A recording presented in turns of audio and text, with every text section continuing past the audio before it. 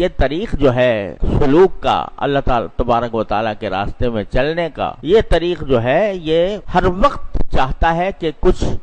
آدمی کیا کہنا چاہیے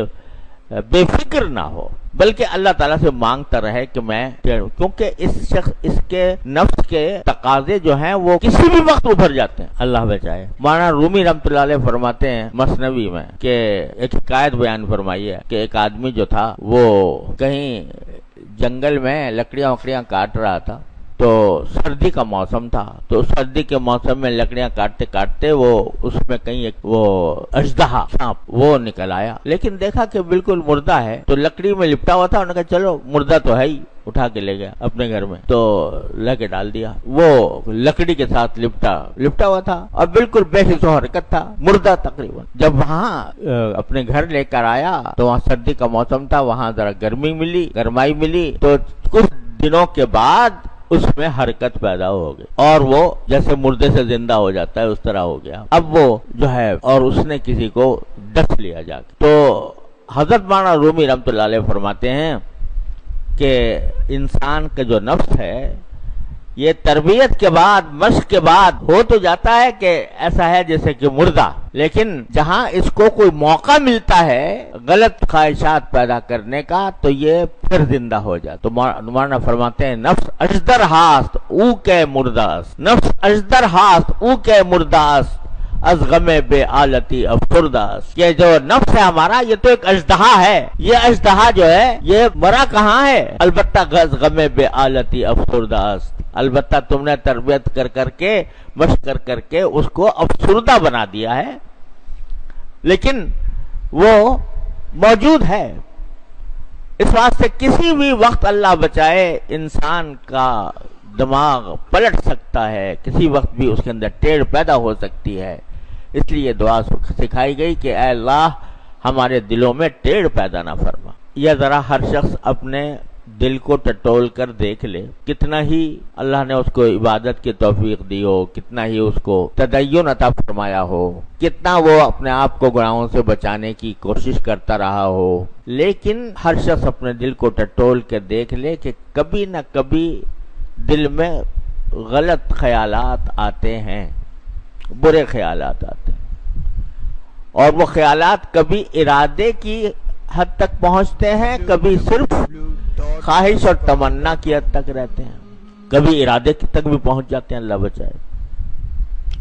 اگر آدمی کی صحبت ٹھیک نہ ہو، اگر اس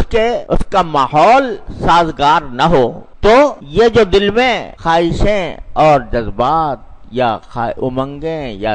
تمنائیں پیدا ہو رہی ہیں، اگر ذرا اس کو ماحول دوسرا ملے تو آدمی بٹک کے کہیں سے کہیں جا سکتا۔ تو جب کبھی دل میں کسی گناہ کا خیال پیدا ہوتا ہو، ارادہ پیدا ہوتا ہو، خواہش پیدا ہوتی ہو، تو فوراً اللہ تعالیٰ کی طرف رجوع کر کے کہہ لو ربنا لا تزغ قلوبنا بعد اذ ہدیتنا۔ ایک آدمی ایک ایسے ماحول میں جا رہا ہے کہ جہاں اس کو اندیشہ ہے کہ میری نگاہ بٹک جائے گی یا میرے دل خراب ہوگا یا مجھ سے کوئی غلط کام ہونے کا اندیشہ ہے، تو جانے سے پہلے اور راستے میں یہ دعا کرتا جائے ربنا لا تزغ قلوبنا بعد اذ ہدیتنا وہب لنا من لدنک۔ اس میں اللہ تبارک و تعالیٰ کی ایک تو حمد بھی ہے کہ اللہ آپ نے اپنے فضل و کرم سے ہمیں ہدایت دے دی ہے، آپ نے اپنے فضل و کرم سے ہمیں ہدایت کا مورد بنایا، یہ آپ کا انعام ہے، آپ کا کرم ہے، ہم اس کا شکر ادا کرتے ہیں، لیکن آئندہ کہیں ہم بھٹک نہ جائیں۔ اب کسی مجلس میں آپ جا رہے ہو، اندیشہ ہے کہ یہاں مجلس میں جائیں گے تو غیبتیں ہوں گی، غیبت کی مجلس ہوگی، دوسروں کا ذکر آئے گا، اس کو برا بھلا کہا جائے گا، اندیشہ ہے۔ اول تو ایسی مجلس میں جانے سے پرہیز ہی کرے تو آدمی تو بہتر ہے، لیکن بعض اوقات جانا ہو جاتا ہے اور وہاں لوگ مل جاتے ہیں، اندیشہ ہے کہ غیبتیں ہو رہی ہوں گی یا ہوں گی،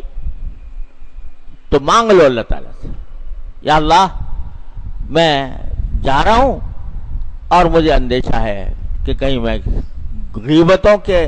گناہ میں مبتلا نہ ہو جاؤں، اے اللہ میرے دل کی حفاظت فرمائیے، مجھے ٹیڑھ سے محفوظ رکھیے۔ یہ دعا مانگتے رہو۔ جب کبھی نفس کسی غلط کام کی طرف اس کے دل میں خواہش پیدا ہو غلط کام کی، ناجائز کام کی، تو فوراً یہ کہہ دو ربنا لا تزغ قلوبنا بعد اذ ہدیتنا۔ اب یہ نسخہ خود بتا دیا نبی اللہ جل جلالہ نے، خود بتا دیا کہ یہ کرو، کیونکہ میرے نیک بندے ایسا کرتے ہیں، ان کی تعریف فرمائی جو کرتے ہیں، اور ہمیں بتا دیا۔ تو اس نسخے کے بعد اتمام حجت فرما دیا۔